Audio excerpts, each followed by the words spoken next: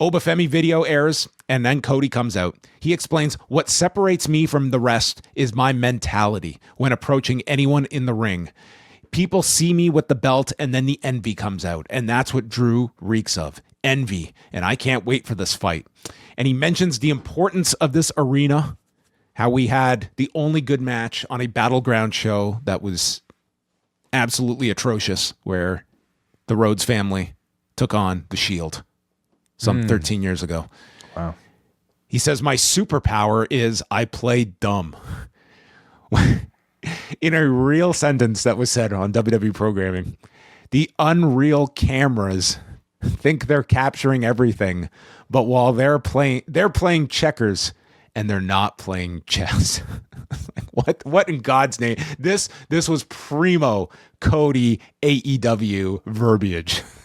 This is not a great promo from Cody, in my opinion. No, I didn't think so either, dude. Talking in circles. I mean, I'm sure it made sense to him. Maybe he's basically what's he saying? I work the Unreal cameras, so don't take anything I say on that show as any kind of. I'm full of shit. Which, granted, every one of these performers are playing roles on these shows. That's a side issue here, but this was just so weird. And then he said, "There's one word I call Drew, and that's lunch." Yeah, what the fuck? Like, I didn't think this was again a very strong or even like palatable, Cody Rhodes promo. This was like wink, wink. Listen to how inside I'm gonna get type of Cody, and it was the worst version of Cody, especially in AEW, because he had no guardrails. You did a great job explaining the what is it, Bo Dallas promo here. Can you explain this one to me? How does one attain the title? It's not my heart, it's my mentality when approaching anybody in a WWE ring. Okay. I want them to see me seeing them. Is that what he said? I want them to see me seeing them. Yes. I took it like I'm working all of you fucks. Okay. I'm playing at a higher level than all of you, and I'm giving away my whole thesis here. So he was somehow like he's a step ahead of Drew, and he sees Drew. Dude, I didn't know what this was. This was not good. Yeah. Anyway, were you excited for the match after Cody's words here? Yes, absolutely. Mm-hmm. Drew's on screen, calls Cody so predictable and vanilla as he chooses the stipulations for 3 stages of hell. Number 1, the most hellacious, the straight wrestling match.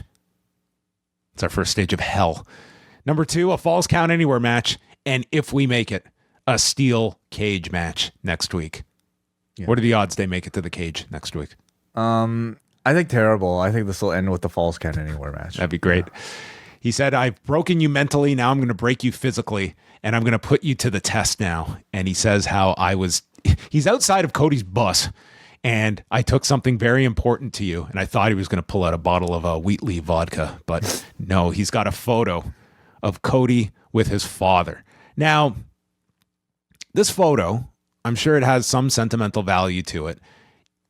It's a photo that was clearly taken backstage, just with a black backdrop. I would imagine that WWE has. I can fucking Google image search it right now. I'm sure it's right there. Okay. I don't think this frame was handed down by Dusty from his ancestors. I don't think that had any sentimental value to it, but this photo means a lot.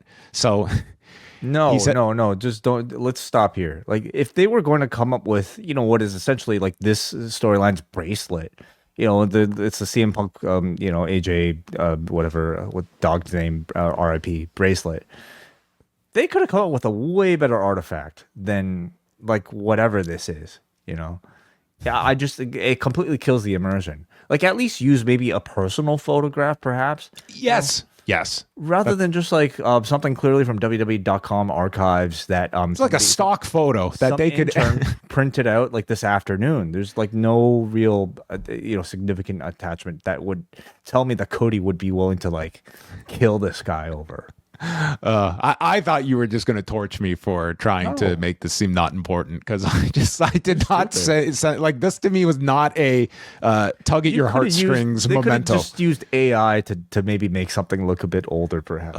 Like, dude, they could have had literally like these letters. Like, they could have letters that supposedly Dusty had handed down to Cody and was like something sentimental. We don't even need to see the letters. Like, that to me, it was like, okay, that's irreplaceable. This is very replaceable. It was probably created this afternoon. Very possible. Could you imagine a picture with your, like, this is just such a, like, there's no backdrop here. Like, this is just such a, looks like Cody's like a, you know, he's a grip on like the production team. What would be a better photo? Like if he was backstage at a WCW event, you know? Like Cody at one of his wrestling meets and he's got Dusty with him and he's holding the championship with his father. They probably wrote the storyline this afternoon, so maybe they didn't have time to. There's no sentimentality from Wei Ting and I. He says that I'm sure Dusty is looking at you ashamed. He smashes the photo. And what do? If a photo smashes, you sprint to the back and he runs and like, what was he going to do? Well, he's just angry. That's like, what's going on. I mean, the glass is shattered. The photo is fine, by the way. It wasn't about to be. Okay. Like this frame has been shattered. So he races to the back, but the Black Scorpion has disappeared and security explains he's not here. And then Drew appears in the ring with the photo that he is removed from the broken holder. He teleported basically. Either in storyline, that was some sort of pre-tape. Obviously, it had to have been a pre-tape. Yeah. Then he just like boom, like appeared in the ring. Again, like I'm gonna ask you, like within the body of this show, like what did he do? Did he give production a tape to play? Yes. Or were we supposed to believe that he can teleport? Yes, I think that is an added power that he's developed. So Cody's all the way in the back now, and then he's literally got to turn around. He's got to do a 180 and run all the way back, and security still catches him again. So Drew lights the photo on fire, and for any of these angles, you need that line from one of the announcers just to really drive it home. And Corey Graves had us covered. This is too far. This is too far. We saw a man's face lit on fire a few weeks ago. We have seen we saw it on this show.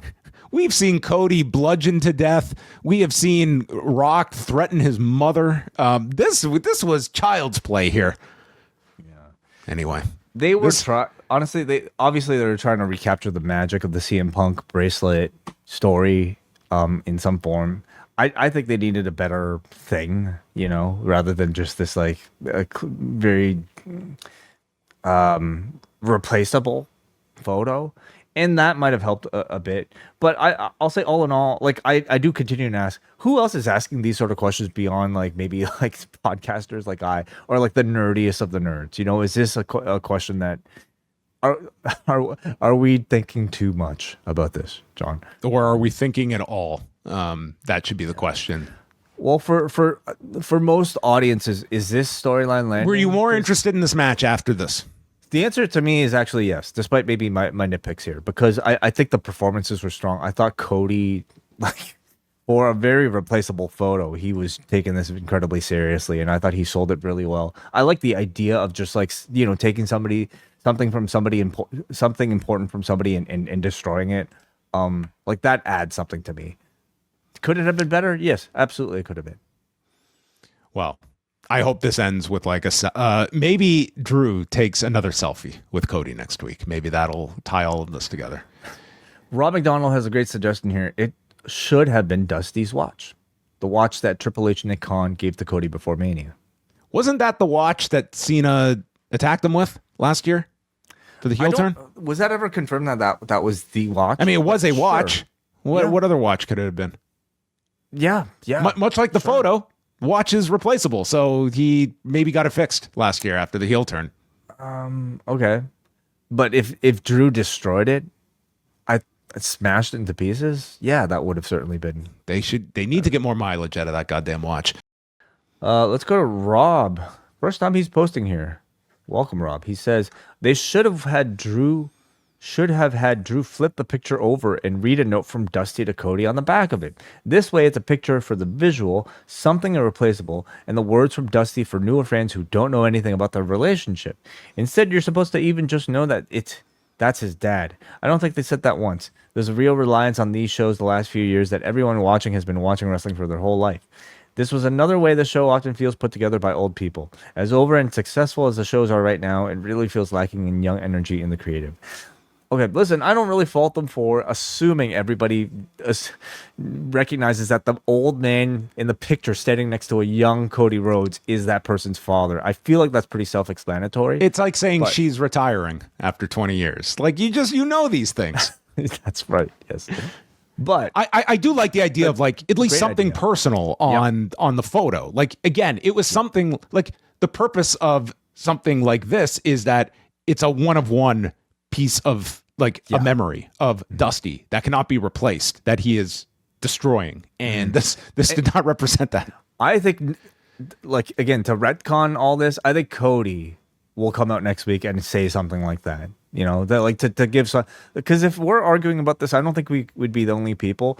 I think he'll come out and say the reason I was acting so emotionally was that was a one-of-one because of something. It's because when I was first called up, that was my first 8x10 backstage, and it represented life. Yes. Yeah. You know, if this was AEW, Don Callis would be lecturing us on why this was so important. Maybe Cody would be like, that was printed on really high-gloss, expensive paper. You know how much that cost me from Staples? Back when I was making no money and I couldn't afford full-color laser printing. My brother took that photo. Who? Anyway, it could have been done better. The idea was there. The execution was not. That's my summation. But I will say, I did think overall this was a pretty good episode of SmackDown, kicking off the 3 hours. They made good utilization of the extra hour. And let's not bury the lead, okay? This was Kit Wilson's show. Throughout the month of January, you have the chance to lock in your subscription at the Post Wrestling Cafe for all of 2026 before the price increase takes effect February the 1st. Simply sign up before February 1st and you will lock in that price all year long. If that's not enough, this month we have the annual Best and Worst of show as we get together with the Poison Rana crew to look back at 2025. We're also doing live watch-alongs of the Royal Rumbles from 1990 and 1995 with Brandon from New Jersey, a retrospective on the Tanahashi-Okada rivalry, plus reaction to Wrestle Kingdom 20, a review of TNA's debut on AMC, and much more, including TNA Genesis, UFC 324. It's all found at postwrestlingcafe.com.